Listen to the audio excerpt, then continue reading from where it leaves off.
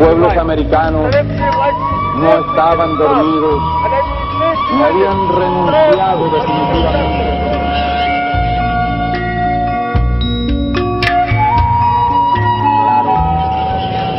Que no había más remedio que empuñar nuevamente las armas.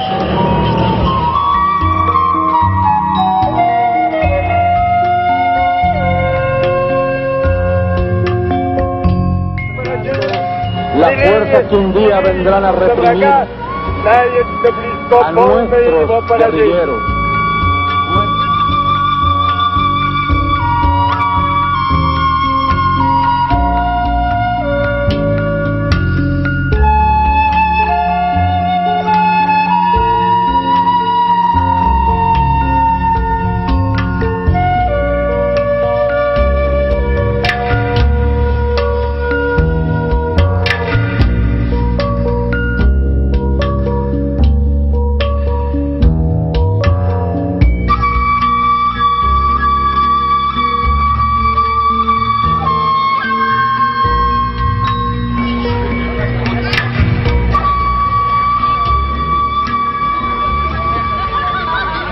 Camila va a dar un saludo. Dale, pues. Vamos a aprovechar para saludar también a los familiares de los camaradas caídos en combate, a los camaradas que fueron víctimas de la represión durante los días de la Cuarta República.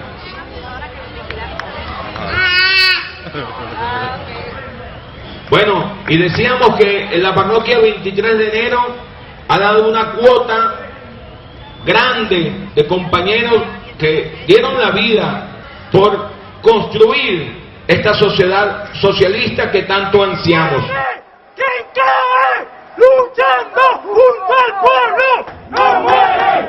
¿Quién cae luchando junto al pueblo?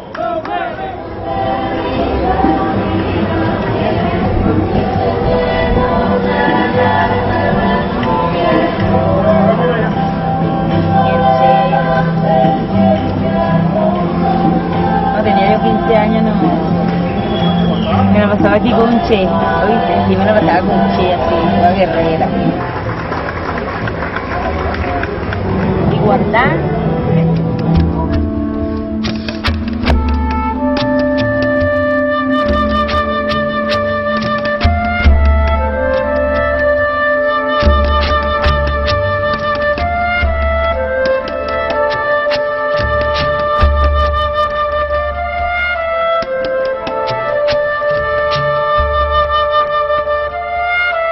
¿En qué consiste el evento en honor a los mártires?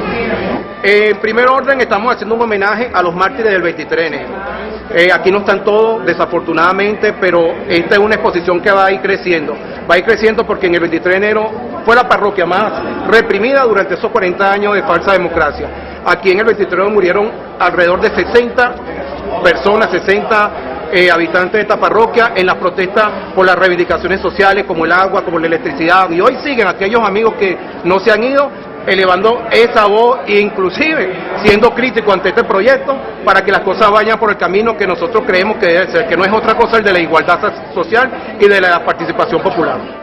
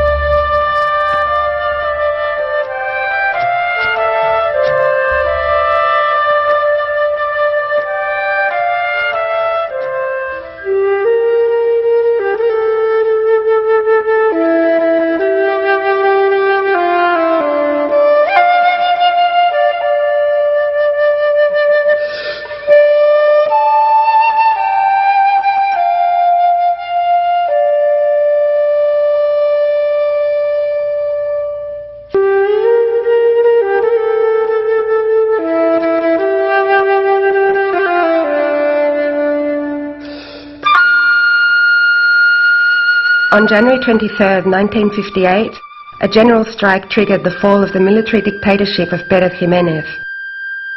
For a few months, Venezuela was the revolutionary epicenter of Latin America.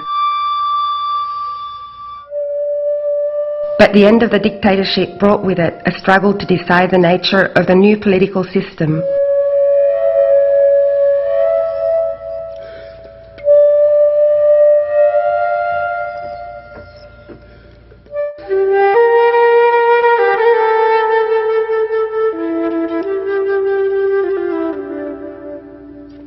On the morning that the dictator left the country, with the streets full of rioting and jubilation, thousands of people stormed buildings that had been built by the regime and not yet allocated.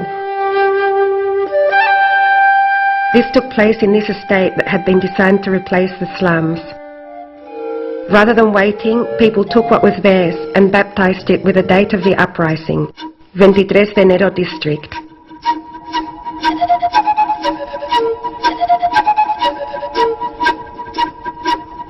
At dawn that day, its residents placed barricades to repel the actions of police from the old guard. A symbol was born, a district that security forces would know as a red zone. From that time forth, it would be a target for governments of the Fourth Republic, who would use it to measure the effectiveness of their repression on popular sectors.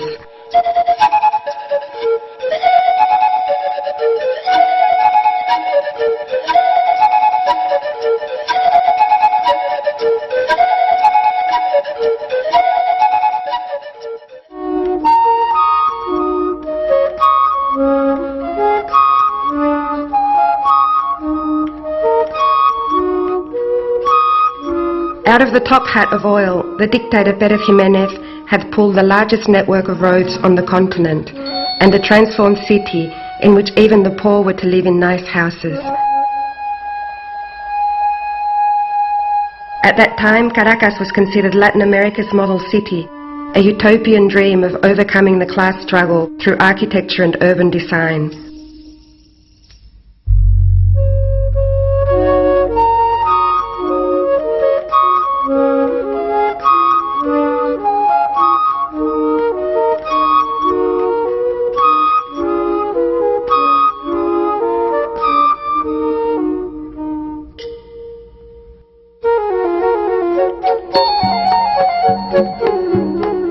The 2 de Diciembre estate was part of the dictatorship's new national spirit, embodied in concrete. It was designed by Carlos Raúl Villanueva, the star architect of the modern period, when people believed that social architecture could change a city's destiny and build human happiness.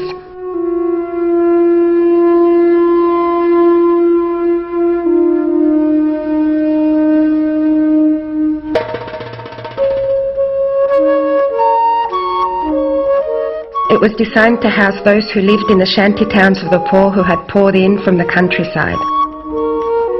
But how do you transform life through urban planning without changing social relations, life itself?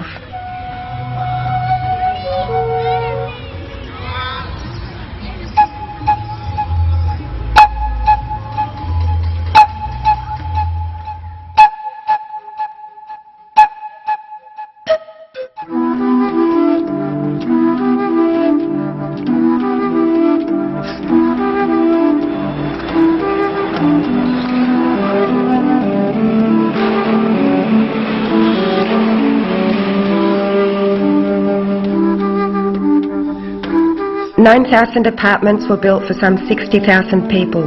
It was a small city of sterile, functional buildings with huge parking lots, shopping malls and sports grounds.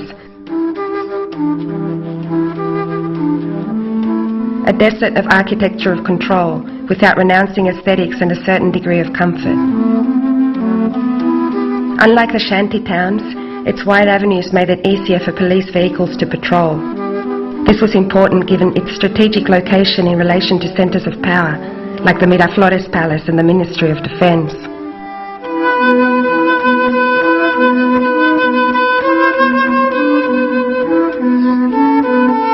These two images are separated by 50 years and by the life that seized the space and transformed it. by hundreds of struggles that ended up superimposing a conquered landscape onto the sterile architecture. In the years following its creation, the space was profoundly transformed. The shanty towns spread out over the unbuilt areas of the complex. The government's neglect led to protests and self-management. The ample public space served as an arena for gathering for subversion.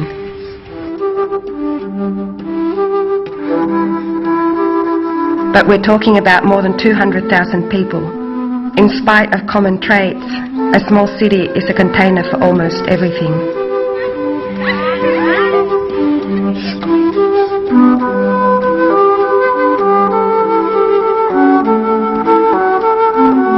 "23 de Enero" is a symbol, but in the process of making this documentary, we discovered that it is a symbol without images. Virtually the only images that predate the triumph of the Bolivarian Revolution are those of its foundation. Between the propaganda images that were filmed under the dictator's orders and those produced by the Bolivarian Revolution, the district does not exist, except in mythology. Perhaps because for many years it had been dangerous for people to keep photographs of the revolution in their homes, the images took to the streets.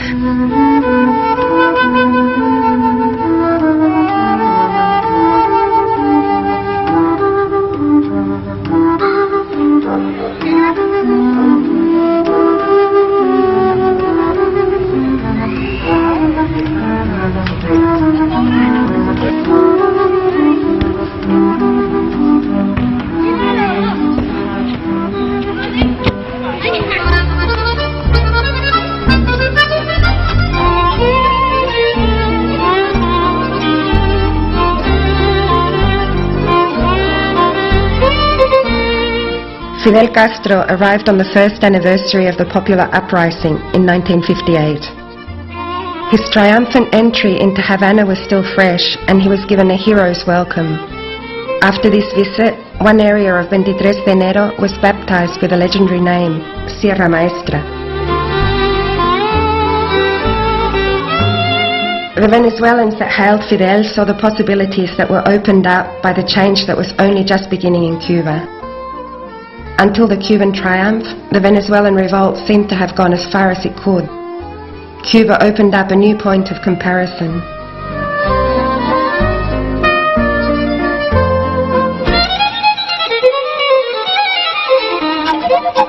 Perhaps this is why his meeting with Betancourt, the first president of the regime, was not such a happy one. In spite of the embrace, the lack of empathy is obvious.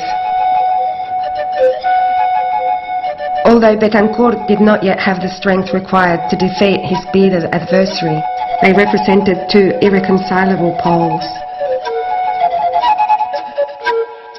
It was a frozen moment in the Cold War.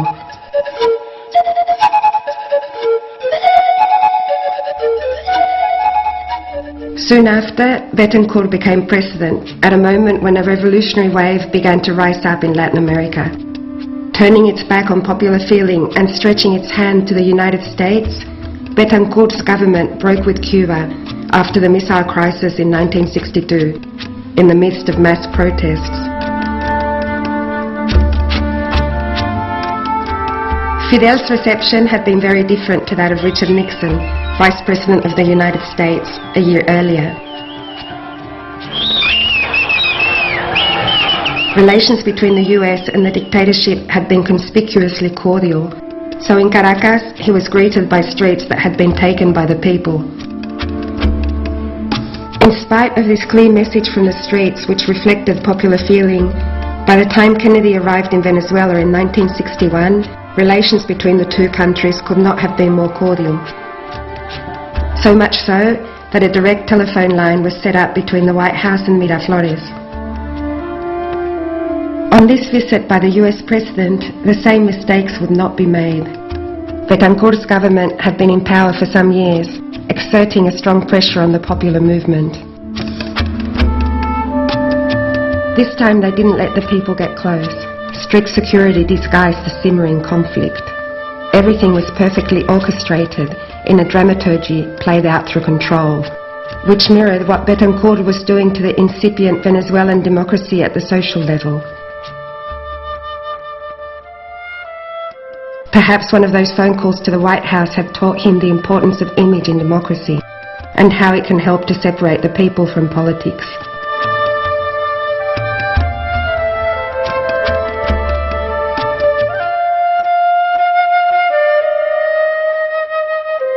August 1959. This demonstration by unemployed people was the first to be suppressed with real gunfire by the incipient democracy. Some people were killed and dozens were injured. But since January 23rd, people had accepted that democratic forms of struggle did not just involve the ballot box, but also mobilization on the streets and other forms that were seen as legitimate. The government did not wait long to attack them. The decision was made. The young Venezuelan democracy would be built on the back of brutal repression, and from this time forth, it would mark the relationship between the people and established power. This is what the Punto Fijo Pact represented. The pact was part of a series of agreements between the major parties and the bourgeoisie. In the name of representative democracy, it would strengthen their position in power. Betancourt's words offer an insight into what it meant. Shoot first and ask questions later.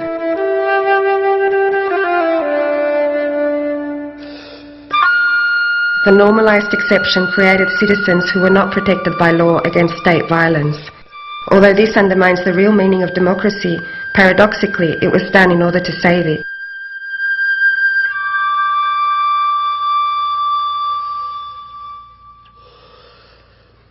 On the very day that the new constitution was approved, guarantees were suspended.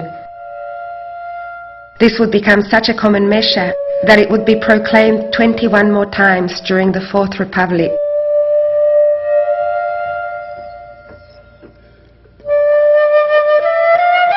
The city became a structure for repression, the border that split the city into the rich and poor, the integrated and excluded, was also the dividing line between areas governed by the rule of law and those in which the state didn't recognize any law.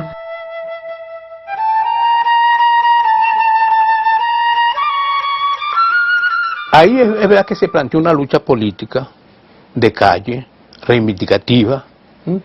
Ahí hubo protestas estudiantiles por su derecho, hubo protestas obreras en relación de la reivindicación de su derecho, hubo diferentes manifestaciones y luchas populares por los derechos inherentes a esos sectores.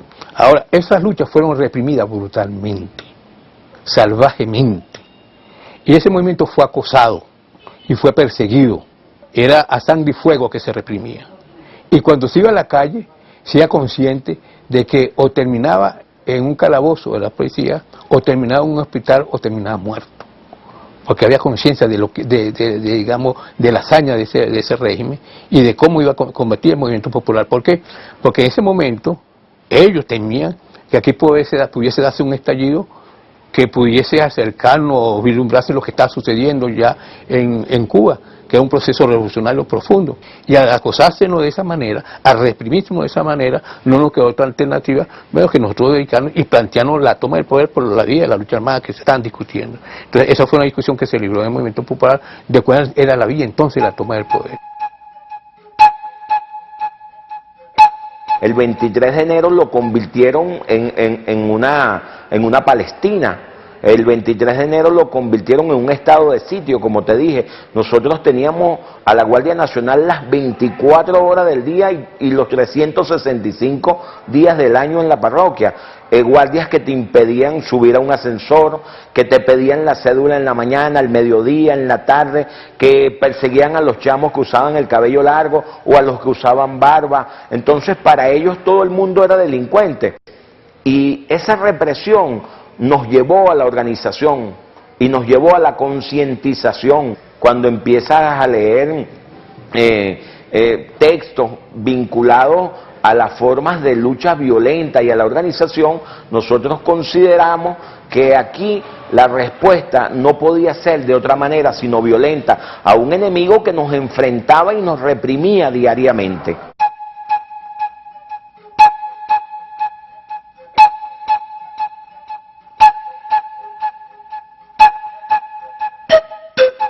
It was Cuba's moment.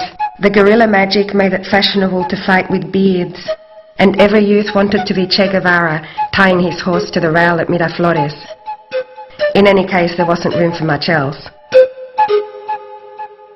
The reaction against the Punto Fijo Pact united all the parties of the left and the popular movement, and together they embarked on armed struggle in the early 60s.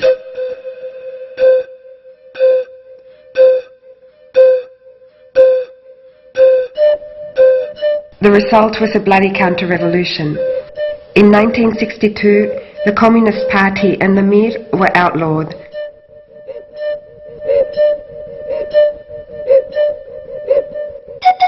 By then, any group of farmers asking for land, any collective of local residents fighting for water or electricity were considered a potential guerrilla nucleus and treated as such. In spite of it all, the next president was voted in with a 90% participation rate. Perhaps Che was right when he said that he knew of no other people in Latin America as enamored of democracy as the Venezuelans. But while Venezuela was becoming Latin America's model democracy, it was also being used as a practice ground for the School of Americas. Venezuela was an example in the fight against communism on the continent, thanks to its being the first Latin American country to disappear activists as a matter of state policy.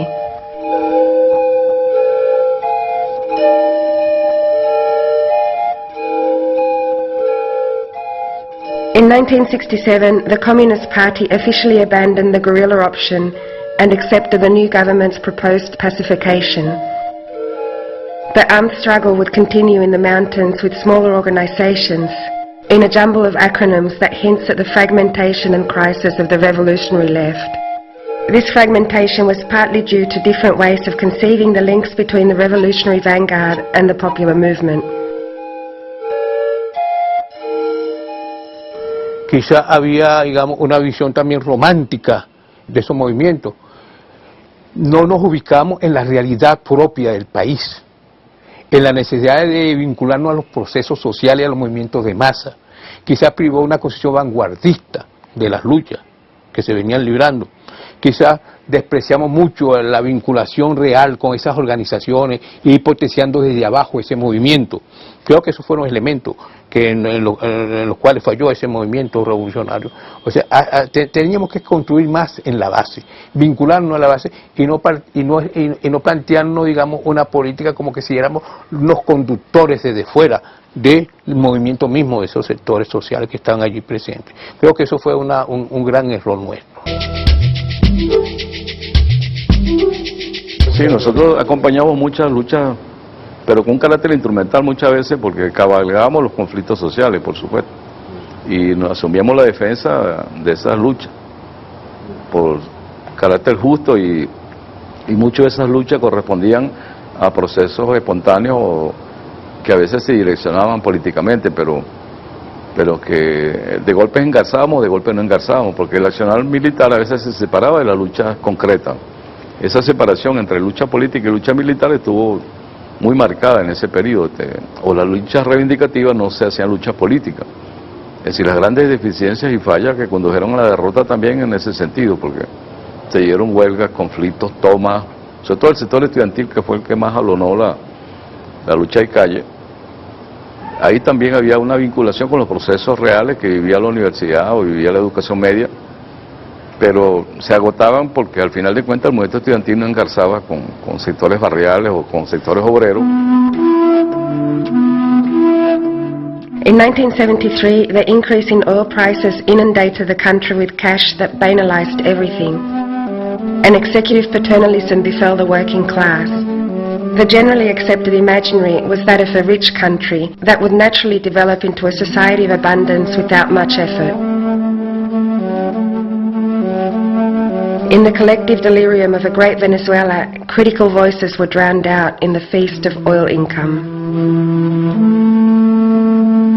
Guerrilla groups continued in the mountains of Venezuela until the late 1970s. But forms of political action were questioned throughout the decade. This was partly due to the split in the revolutionary movement at an international level after the political split between the Russians and the Chinese.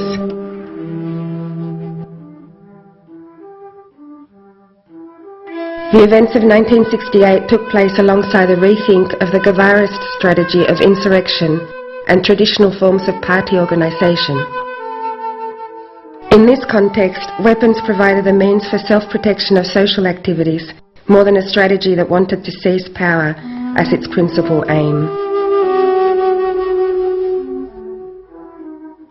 New political actors, particularly urban and student movements, also began to emerge and question old party politics and the relationship between those who lead and those who are led. These new approaches to radical struggle generated new images and new emotions.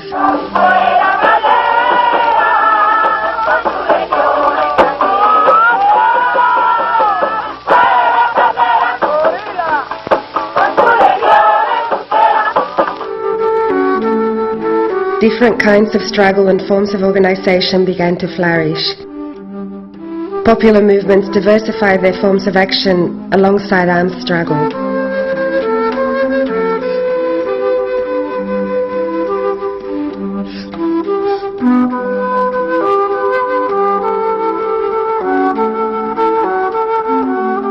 Bueno, en el año de 1972, un grupo de compañeros de la Universidad Central de Venezuela, de la Escuela de Ciencia y de Ingeniería, algunos de ellos vivían aquí en el sector del Mirador, y entonces decidimos conformar lo que es la Voz del Mirador. En principio nosotros hicimos un estudio de que, o sea, por dónde íbamos a enfilar la lucha, y una de esas era la parte educativa. Había muchos niños, y entonces había muchas madres trabajadoras y no había dónde dejar a los niños. Y ya nosotros habíamos hecho encuestas, habíamos hecho entrevistas, habíamos hecho un trabajo allí de investigación en la comunidad, y vimos que eso era, aparte de la parte deportiva, de la parte cultural, todas esas áreas nosotros las trabajamos, pero iniciamos con el kinder. Y teníamos ese reto, cómo enseñar para que ese niño y esa niña no solamente aprendan los valores que nosotros en los cuales nosotros creemos, como es ser solidario, ser comprensivo, ser respetuoso, sino que también respondiera a la educación en la que nosotros creemos, una educación en libertad. Y bueno, sí, ahí inventamos, y entonces hicimos un abecedario. Ya no era elefante, sino era escalera. La O de obrero. ¿Y por qué obrero? Entonces, ¿qué era un obrero? Cuando tú le explicabas al niño que es un obrero, tu padre, tu madre es un obrero, pero ¿qué representa la clase obrera? Entonces era como muy profundo, pero nosotros no lo veíamos así, y además de que la experiencia nos decía, la práctica de eso, nos decía que el niño era capaz de aprender eso y mucho más. Y entonces teníamos unos niños que sí sabían que era obrero, y que cuando llegaron muchos de ellos a sus casas y le decían, o sea, oh, de obrero, P de plusvalía, eso lo decimos, sí, P de plusvalía. Ahí funcionamos durante mucho tiempo en la azotea del bloque 45, 46, 47, el destacamento 21 de la PM.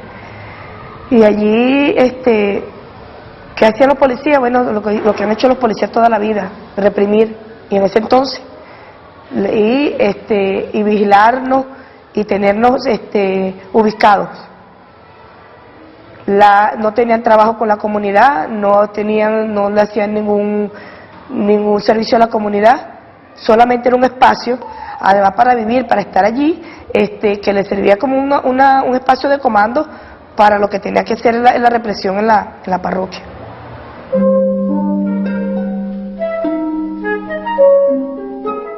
Y era tan fuerte el destacamento que a veces yo estaba dando clases o estaba jugando con los niños y tenía 2 policías en la puerta. en el año 81 quemaron el preescolar, lo volvieron triza, la gente de los copellanos. Yo cuando vi eso, negro, no había nada, todo se había destrozado, todo se había quemado, yo dije, se acabó el kinder. Y entonces llegaron unas señoras de aquí del barrio Andrés Eloy Blanco, que nos queda al lado, del observatorio, del bloque 50, del bloque 48, y me dijeron, maestra, no se preocupe, nosotros lo reparamos. La policía, porque yo sabía que ellos también eran culpables de eso, me mandó el jefe de destacamento en ese entonces, me mandó a llamar para preguntarme qué había pasado, y yo le dije, baje y véalo, no tiene ni que siquiera preguntarme, pregunte por qué no hubo nadie que impidiera eso, cuando aquí tenemos un destacamento policial. Y entonces, como vergüenza, digo yo, o como excusa, no sé, mandó a los policías también a que me ayudaran.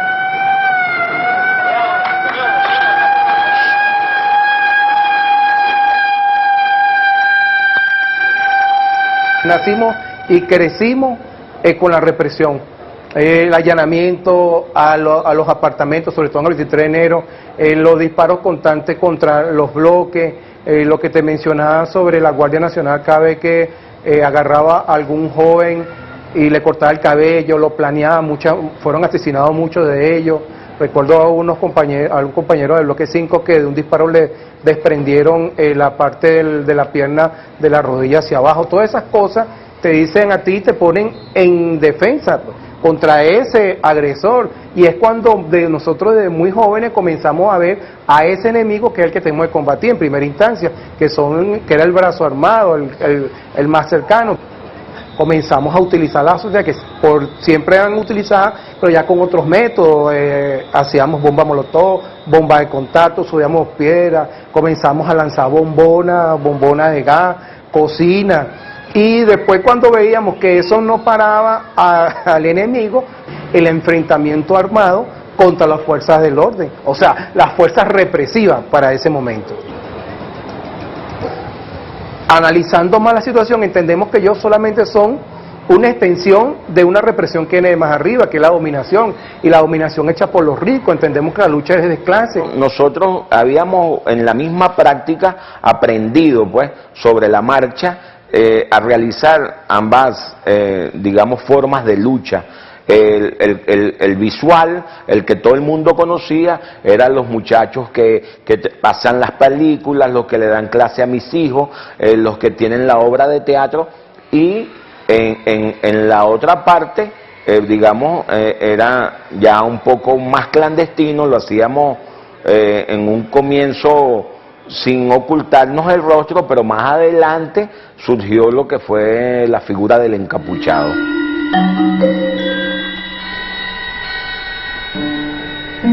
Y el 23 de enero casualmente era uno de los focos de eso de combate. Estábamos casualmente combatiendo la carestía de muchos servicios, el agua, la electricidad, las calles sin luz, las calles con huecos, bueno, una cantidad de carestía que tenemos en la comunidad, y eso casualmente nos llevaba a ese momento principal, en ese año 70, 72, 73, con esta conflictividad que estaba sucediendo entre los gobiernos que querían someter a los que se habían alzado en armas y nosotros que permanecíamos en la ciudad, en los barrios, tratando de combatir las injusticias que aquí sucedían.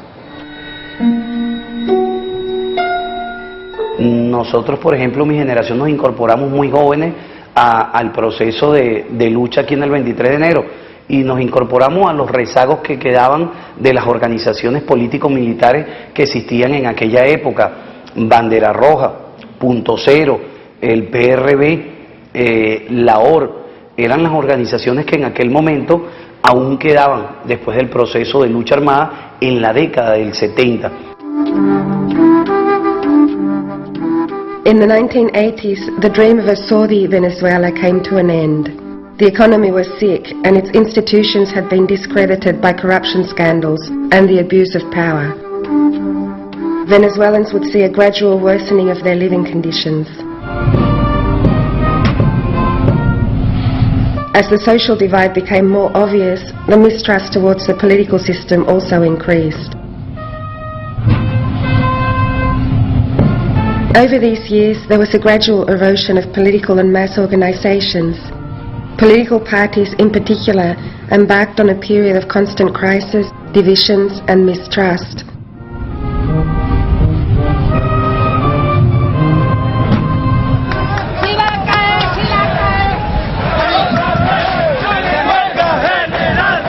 Pent-up social tensions began to make themselves felt in the form of spontaneous, unexpected movements that would become systematic.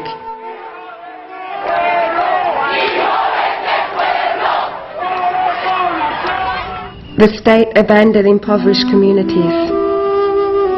In 23 de enero, as in the rest of the city, these mass actions began to organize around the lack of services like water and rights like education.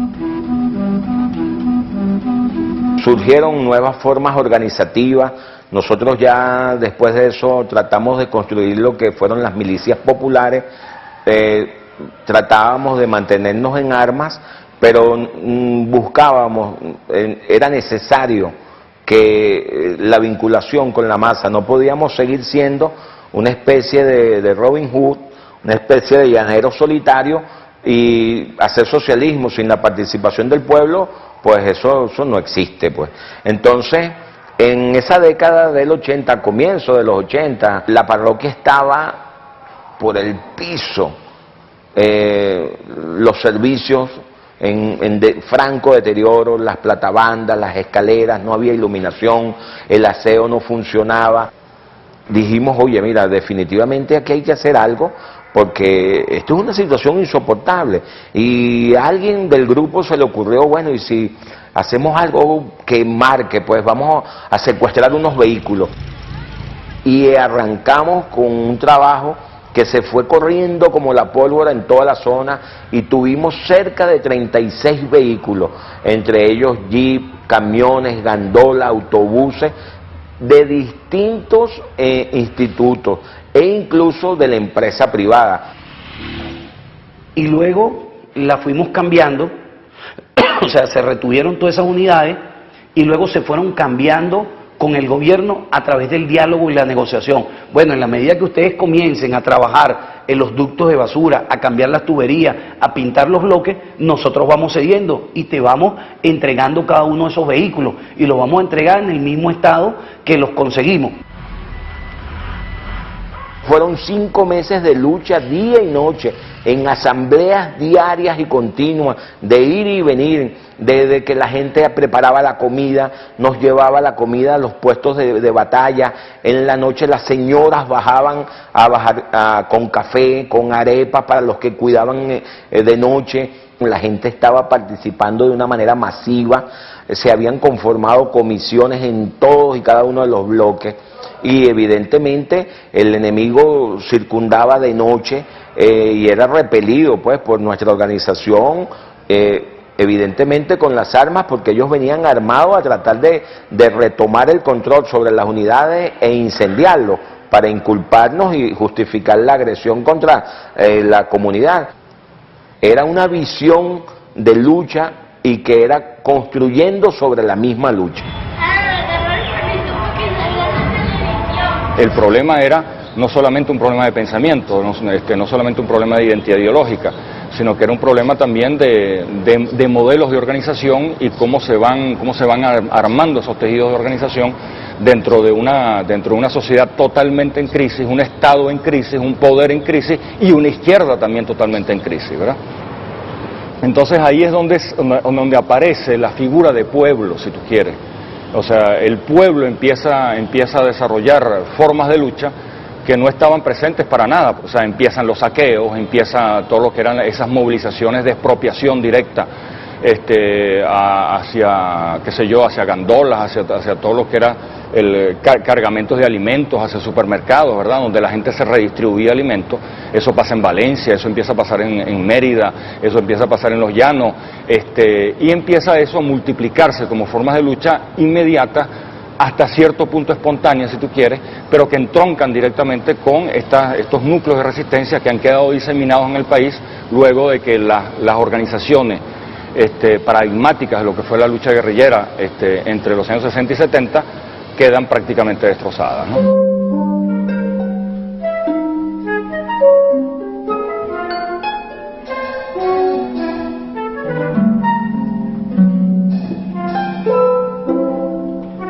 Aquí en el 23 de enero, pues la lucha contra la delincuencia es una lucha histórica. Y podemos decir que eso comienza pues a finales de esos años 70 y desde el Estado comienzan a inundar el barrio de droga. Hay una contradicción interna dentro de las organizaciones populares, revolucionarias, estudiantiles, porque comenzábamos a ver que líderes que tenían un gran arraigo, un gran liderazgo, aparecen como vendedores, distribuidores y consumidores. Muchos de ellos, aquí todo afortunadamente se sabe, comienzan a echar el cuento de cómo llega la droga, quién le da la droga, quién se la da, quién se la financia, de dónde sale, y es cuando se comienza a entender que esa droga viene muchas veces en estos casos de la DC. La metropolitana comienza a reciclar esa droga dentro de las mismas barriadas. Era los que incentivaban el problema, era los que trasladaban la droga, eran los que la distribuían y por lo peor del caso eran los que reciclaban a los delincuentes y le daban protección. O sea, y eso causó un gran trastorno dentro de las comunidades. Estábamos atrapados por un lado los delincuentes y por otro lado quien los protegía y que era quienes estaban llamados a combatirlos. Y es cuando comienza ese periodo de enfrentamiento, de que íbamos a un espacio a buscar a los delincuentes, después los delincuentes venían a buscarnos a nosotros y ahí se comenzó las pérdidas de algunas vidas. Casualmente dentro de una de esas bajas puedo contar con el caso de mi hermano Omar Pinto, que fue muerto casualmente en el mismo bloque donde nosotros habitamos, en la planta baja, y que fue producto de una emboscada que le tendieron 3 personas que anteriormente eran, una de esas personas participaba en el movimiento social.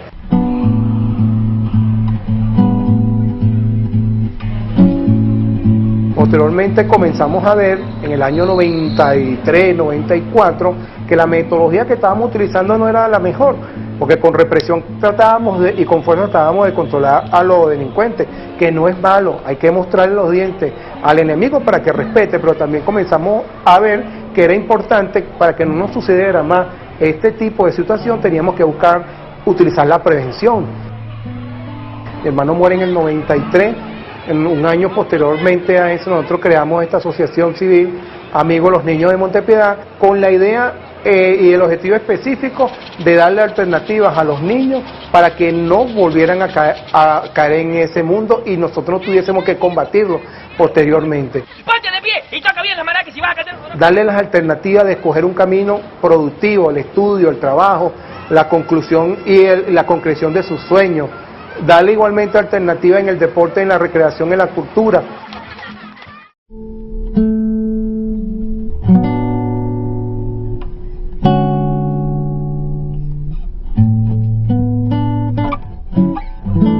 The Berlin Wall fell, and along with its pieces sold off as souvenirs, hegemonic thought attempted to bury any vestige of utopia, a utopia that the Soviet Union had long ceased to embody.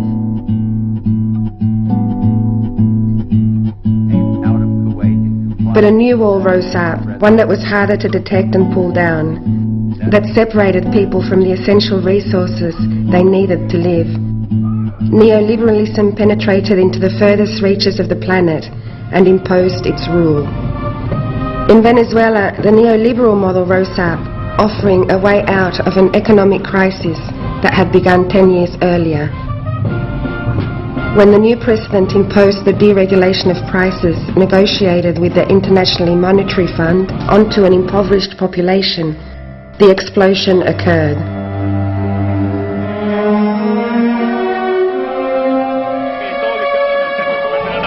Está siendo desvalijado completamente. Entre tanto, los efectivos de la ahí viene la policía nuevamente. Cuidado, nos vamos a ocultar porque están disparando y nos tiran a nosotros también.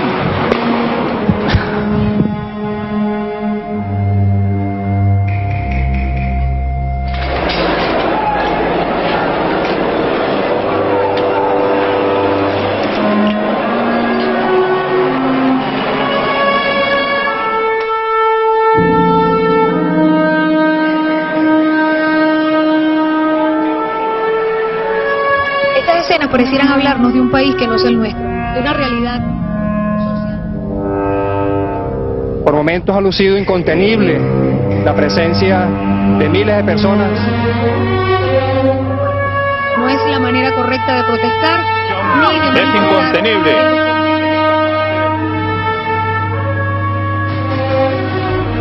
Tratar de contener esta especie de histeria colectiva que realmente ya...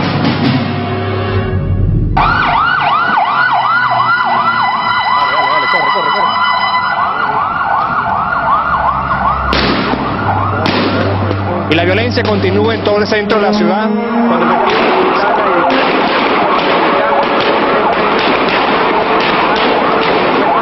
La policía ha tenido que de manera represiva enfrentar a todos estos sujetos a fin de disuadirlos de las acciones que estaban cometiendo. Los efectivos de los cuerpos del ejército se han hecho presentes y patrullan constantemente. La tarea de los efectivos no es fácil. Con armas de fuego, como ustedes pueden apreciar, enfrentan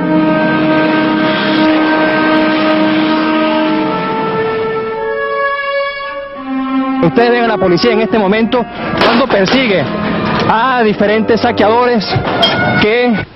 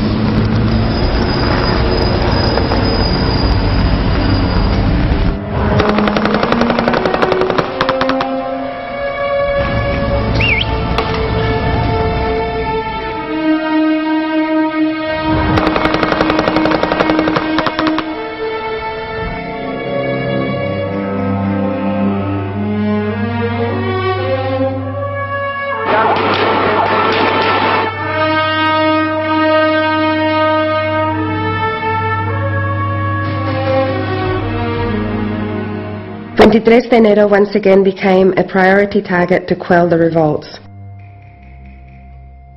In spite of hundreds of detentions, 10 people from the neighborhood would be accused of organizing the outbreak. The majority were members of Hombre Nuevo, a collective from 23 de enero who carried out social work to improve living conditions in the neighborhood.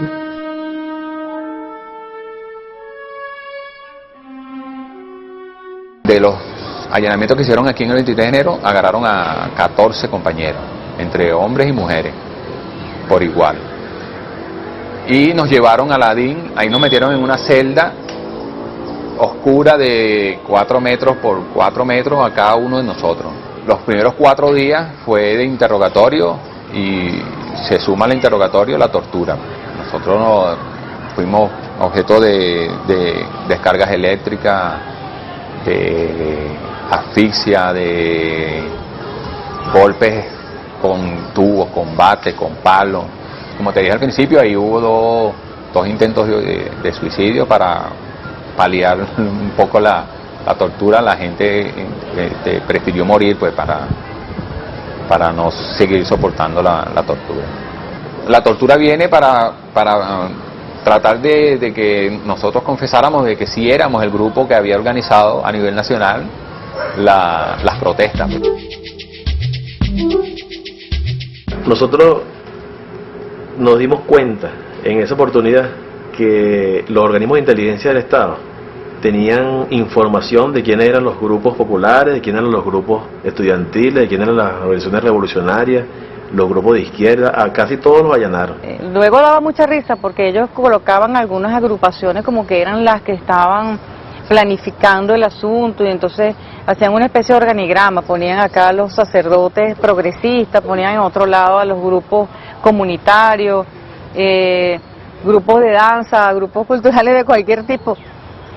Yo lo que creo es que ellos querían limpiar la imagen de que las medidas económicas que ellos habían tomado sí eran las adecuadas y sí eran las que iban a sacar adelante el país, y una manera de ellos decir eso era poniendo a la luz pública un grupo de locos, un grupo de desadaptados que quiso tumbar el gobierno y que quiso ir contra las medidas económicas porque eran unos loquitos. Y bueno, con un sobreseimiento del presidente de la República salimos en libertad, ¿no? Porque era imposible que le pudieran echar la culpa, pues, por decirlo de alguna manera, a 10 personas de lo que pasó en todo el país, pues, ¿no? Además ahí se vio claro que era una política de Estado la represión y que era una política de Estado agarrar a cualquiera y desaparecerlo y torturarlo y asesinarlo.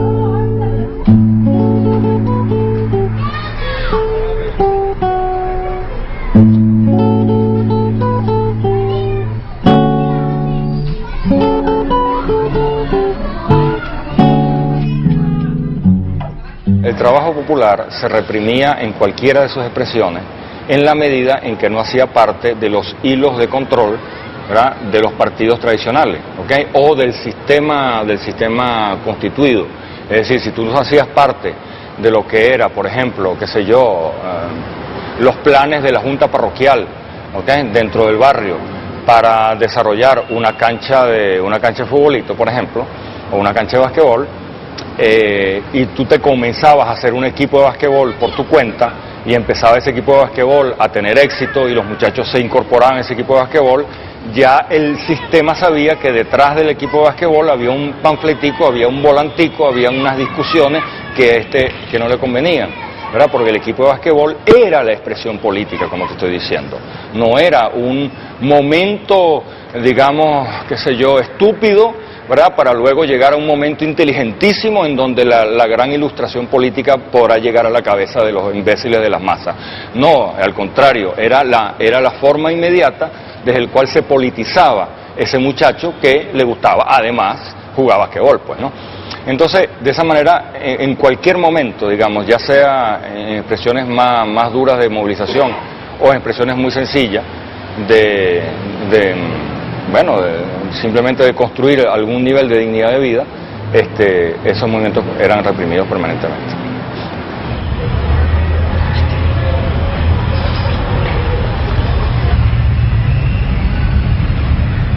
Esta es la Plaza Sergio Rodríguez. Se hizo en homenaje, pues, a este compañero, camarada. Se hizo en esta área porque en este bloque, que es el bloque 5, él vivió durante prácticamente toda su vida. Aquí en este edificio vive su familia, vive su mamá. Y bueno, esta plaza entonces fue construida con el fin de mantener siempre viva la memoria de Sergio Rodríguez en esta comunidad. Este espacio de la plaza, los alrededores, nosotros como comunidad, hace ya varios años, decidimos hacer una galería de nuestros mártires. Entonces aquí quisimos de alguna manera tener presente siempre a algunos de los compañeros que hicieron vida aquí en el 23 de enero o que son representativos de las luchas revolucionarias de nuestro país.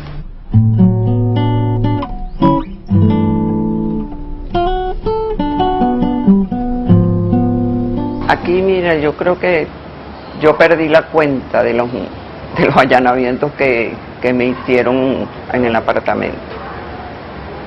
Eso era de que en un mismo día a veces me allanaban hasta 3 y 4 veces.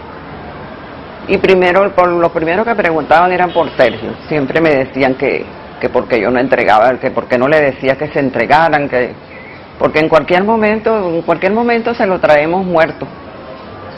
Bueno, mala suerte. Un día le dije a uno, mire, mala suerte, que después que yo haya criado a mis hijos, me los traigan muertos aquí a la puerta de mi casa, pero bueno, ya eso será cosa del destino, le dije. Dijo, bueno, eso depende de usted. Bueno, este álbum, ¿verdad?, tiene la foto en la portada de Sergio. Entonces aquí yo guardo, es como un tesoro para mí. Esto es como un tesoro que aquí tengo sus poemas, sus cartas que me escribía en Navidad. cuántas muertes no, después de esa, la de él, cuántas muertes injustas no han habido, ¿verdad? Aquí está una foto de cuando él, esta es la foto de la marcha, donde él está aquí adelante, no como decían, dijo un periodista que él llevaba un arma en su mano, no, esto es mentira, y en ninguna de las fotos salió esa arma, sino era una botellita de agua.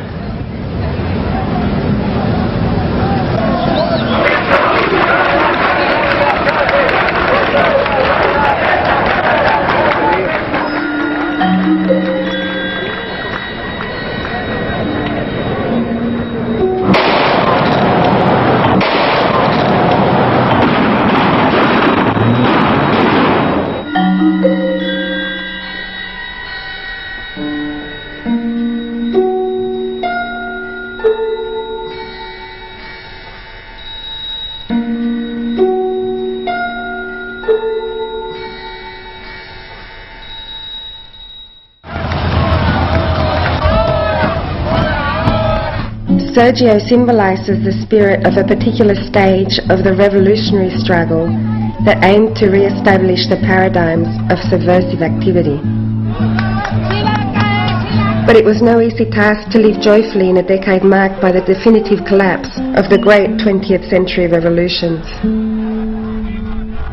Sergio's death signaled the start of a new phase, in which social movements had to come to terms with a harsh dose of political realism and thousands of new questions. How could they take part in the coups of '92 with soldiers whose organisational and political culture is totally different from that of the social movements? How could they participate in Chavez's electoral strategy when they no longer believed in representative democracy?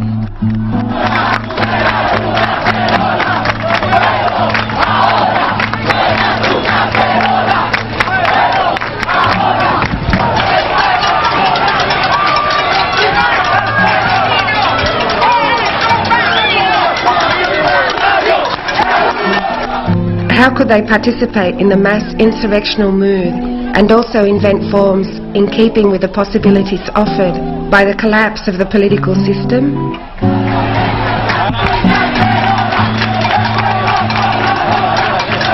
Es la época que surgen las asambleas por todos lados, en coche, en varias comunidades, donde los sectores pues que veníamos de toda esa experiencia que te dije, de las organizaciones de izquierda, de los partidos de izquierda, pues la gente comienza a organizar asambleas buscando orientar pues qué hacemos. Y organizamos para 90, agosto, junio del año 90, el primer apagón con cacerola en el 23 de enero. Era una manera de decir, bueno, la gente no sale y enfrenta a los delincuentes de repente por miedo, y no sale y enfrenta a la policía por terror de que te vayan a allanar, pero de repente la gente apaga la luz y toca su cacerola porque está contra la represión, está contra el paquete, está contra los malos servicios, y así fue que se organiza con esa visión, uno para medir y dos para protestar contra todo lo que estaba sucediendo. Bueno, y fue impresionante ver el 23 de enero la gente apagando sus luces y el toque de cacerola.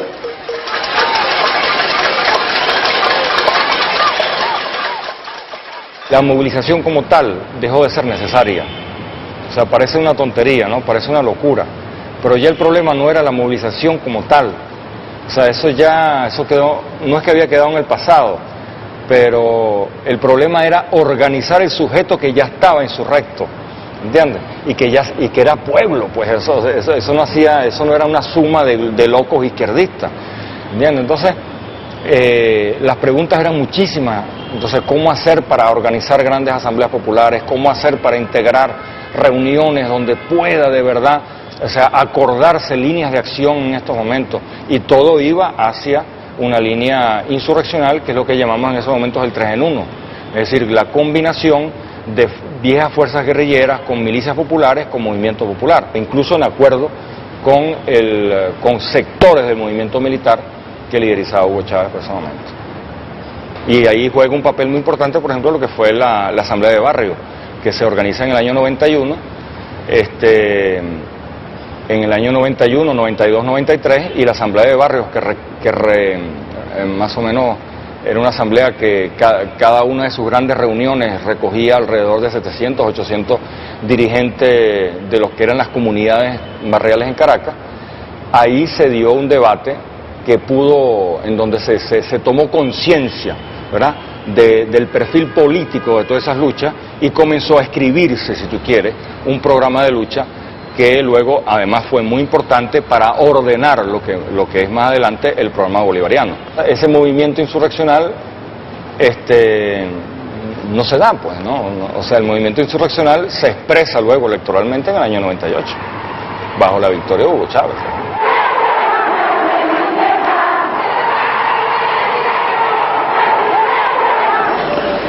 Juro delante de la patria, juro delante de mi pueblo, que sobre esta moribunda Constitución haré cumplir, impulsaré las transformaciones democráticas necesarias para que la República Nueva tenga una carta magna adecuada a los nuevos tiempos. ¿Está viejo?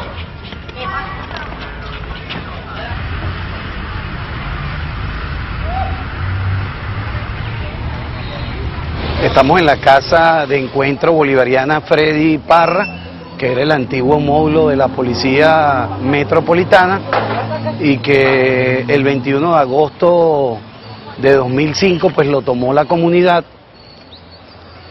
y ahora está pues la emisora Libre al Son del 23 en la casa de encuentro bolivariana Freddy Parra. Eran las antiguas garitas, desde aquí disparaban indiscriminadamente contra los bloques. Desde aquí asesinaron a muchas personas, aquí traían a la gente y la torturaban, la golpeaban y luego la llevaban detenida para los cuerpos de seguridad.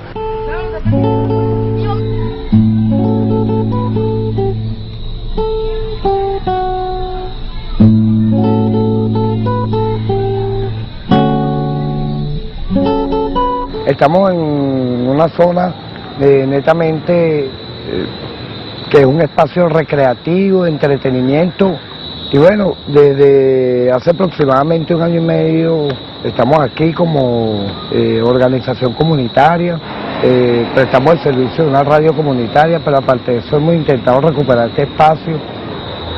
Nosotros nos enfrentamos básicamente a Lampa. Aquí en esta zona mataban a la gente, venían, traían carros robados y los desvalijaban y luego los quemaban. Cuando llegamos, bueno, decidimos acabar con eso, pues le dijimos que no íbamos a permitir ya ningún tipo de hecho delictivo en esta zona. Nos hemos tenido que enfrentar a Lampa, pero bueno, hasta ahorita ha sido de una manera dialogada. Hemos salido fortalecidos, hay otros colectivos en la parroquia, nosotros con el proceso de transformación y revolución que hoy se vive en Venezuela estamos fortalecidos y bueno, nos apoyamos allí de esa fortaleza para de una forma u otra poder dialogar y poder más o menos controlar el sector, ¿no? ¿Policía? Sí, es un policía. ¿Ya hay policía en el 23? Acaban de estar hace un mes, ven para que lo vean. Bueno, ellos tienen 1 mes y medio aquí, hubo resistencia las primeras 2 semanas, y bueno, ya ellos se han reunido con casi todas las organizaciones de la comunidad. Que durante la cuarta era imposible algo así, ¿no? No, esto era impensable, que conviviéramos nosotros allí, ellos aquí, eso era imposible. Porque cada rato lo hubiesen allanado. O sea, nos hubiesen allanado y nos meten aquí, nos hubiesen torturado, cualquier vaina, o desaparecido, pero bueno, precisamente yo creo que el policía social apunta hacia allá, pues nosotros no somos policías, no somos malandros, o sea, no somos AMPA, no somos cuerpo de seguridad del Estado, pero somos milicias populares, nos creemos eso, con una organización y una estructura que algunas son más verticales, otras son más horizontales, unas son como estilo resorte, pero al final sí creemos que, bueno, hay que recuperar los espacios para la comunidad, hay que mejorar la calidad de vida, hay que alumbrar.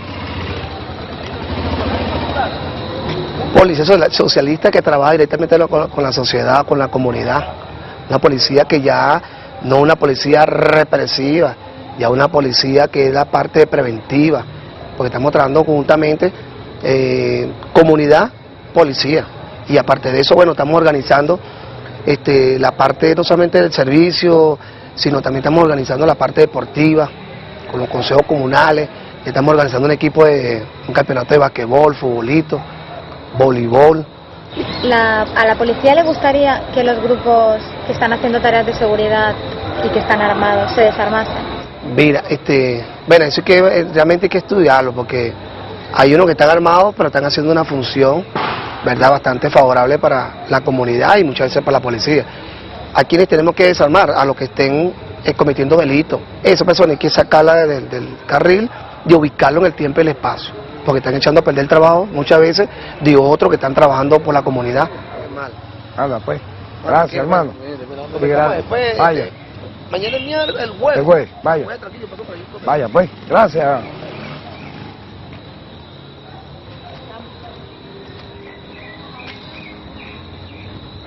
¿Qué garantiza la seguridad en una zona, en un sector? Bueno, que la propia comunidad se organice, que la propia comunidad recupere los espacios, y lo difícil no es recuperarlo, es mantenerlo. Si la comunidad no se organiza y da respuesta oportuna, eficiente, eficaz y concreta al AMPA, al narcotráfico y a todo eso desvío, definitivamente no hay ningún cuerpo de seguridad o represivo del Estado que te garantice que en ningún sector ni en ninguna zona va a haber seguridad. Yo me siento orgulloso que en los últimos 4 años, sin policía, nosotros teníamos el índice de criminalidad, el menor índice de criminalidad de toda Caracas. ¿Pero por qué? En la década de los 90 se dio aquí una pelea contra el AMPA frontal. Ojo por ojo, diente por diente. Y eso no llegó a ningún sitio. Pero en los últimos 10 años se ha hecho un trabajo de hormiga, de recuperación de los espacios y de mantenimiento con la propia gente con la que se recuperaba. Teatro, danza, títere, limpieza, jornada de sancocho comunitario. Anteriormente se había planteado que los grupos sociales hicieran la seguridad entre los 23 de enero. Nosotros lo hemos venido haciendo desde hace mucho tiempo. No tenemos, como te digo, la licencia para hacerlo, pero lo hemos hecho. Pero tampoco es una cuestión de represión, una cuestión de entendimiento y de prevención, una cuestión de crear conciencia. Yo creo que esa es la verdadera policía que necesitamos, donde creemos conciencia para que no tengamos que tener ni siquiera policía. Realmente, si nosotros nos quedamos solo en lo que es la lucha armada, no construimos procesos, porque volvemos a caer en el tema de las vanguardias. O sea, no es solamente una vanguardia o una élite que tiene la verdad en términos políticos, ideológicos y además militares, ¿no?, la que va a tomar el poder y construir revolución. Puede tomar el poder. Ahora, de allí a construir revolución, creo que son dos cosas totalmente diferentes. En este momento, pues nos toca construir, nos toca hacer otras cosas totalmente diferentes, y tenemos que siempre tener un pensamiento estratégico, o sea, adaptarnos también o ir creando estrategias de acuerdo a las situaciones que se nos presenten, al contexto que tengamos.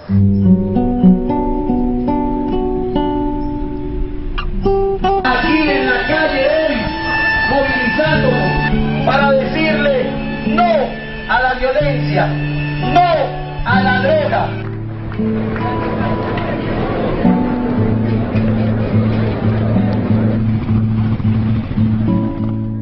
Una de las primeras cosas que nosotros siempre recordamos es que más nunca el 23 de enero fue allanado.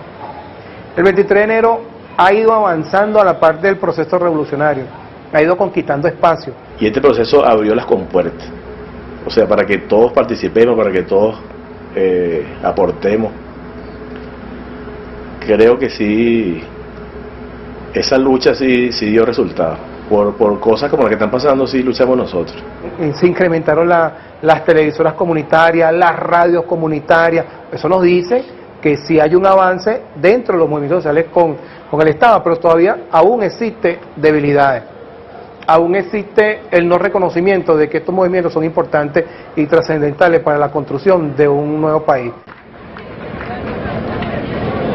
Mire, yo creo que la relación que el gobierno revolucionario y las organizaciones populares, revolucionarias existentes en el país debería ser una relación de auspiciar por parte del gobierno la autonomía de esos grupos, que poco a poco se vayan dando las condiciones para que esto sea un proceso horizontal y sea un proceso autónomo. Porque hay que entender que toda la programática del movimiento de la Revolución Bolivariana es una programática profundamente libertaria, de ahí que aquí se hable abiertamente de la necesidad del desarrollo de otro poder completamente distinto, que tenga como base la capacidad de autogestión y autogobierno del pueblo como tal. Bueno, esa línea de acción sigue estando, e incluso en la palabra del presidente, ¿ves? Pero esa línea de acción queda contrarrestada totalmente por lo que es una máquina burocrática y una máquina oligárquica, una máquina económica que la niega permanentemente. Y no nos damos cuenta precisamente de la necesidad que hay de organizarnos. Por allí hemos hecho algo... Que no podemos enchinchorrarnos, ya está Chávez, ya para qué voy, ya no. Nosotros tenemos que estar en la calle todo el tiempo, movilizados. Incluso yo soy de los que creo que nosotros hemos pasado a la defensiva y eso es un error. Las comunidades tienen que estar a la ofensiva, las comunidades tienen que estar inventando nuevas formas de lucha.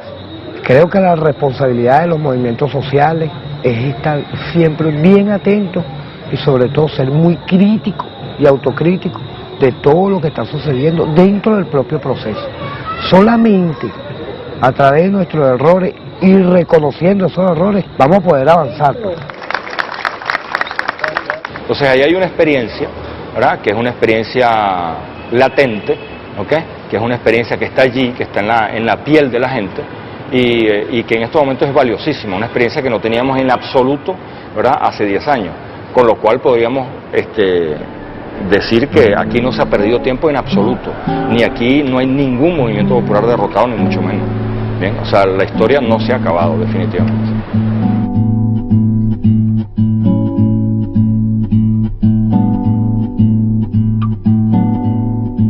You who shall emerge from the flood in which we are sinking, think, when you speak of our weaknesses, also of the dark time that brought them forth. For we went, changing our country more often than our shoes. In the class war, despairing when there was only injustice and no resistance. For we knew only too well, even the hatred of squalor makes the brow grow stern. Even anger against injustice makes the voice grow harsh. Alas, we who wished to lay the foundations of kindness could not ourselves be kind. But you, when at last it comes to pass that man can help his fellow man, do not judge us too harshly.